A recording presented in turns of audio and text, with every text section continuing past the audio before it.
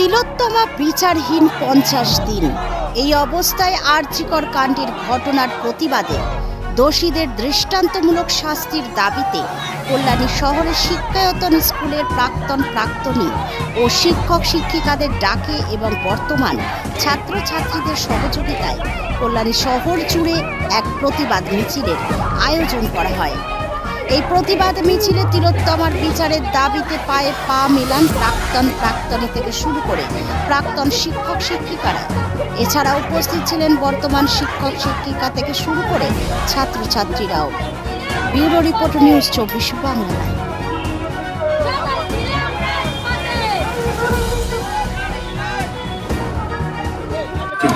আপনারা জানেন আরজিকরে যে নৃশংস ঘটনা ঘটেছে, তিলোত্তমার ধর্ষণ এবং তার যে মর্মান্তিক মৃত্যু, তার সঠিক বিচারের দাবিতে আমরা কল্যাণী শিক্ষায়তন স্কুলের প্রাক্তন ছাত্রছাত্রীরা আমরা এই মিছিলে অংশগ্রহণ করেছি।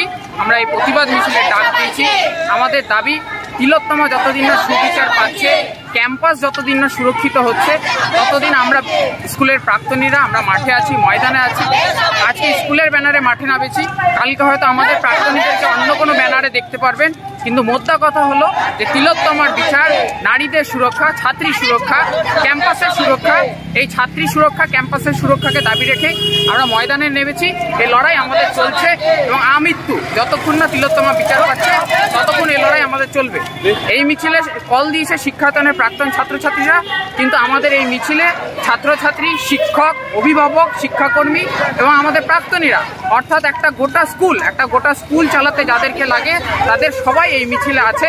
একটাই স্বর, জাস্টিস ফর আরজিকর। শিক্ষায়তনের উচ্চস্বর, জাস্টিস ফর আরজিকর। আমার নাম রুদ্রবল্লভ পোদ্দার, আমি শিক্ষায়তনের একজন প্রাক্তনী।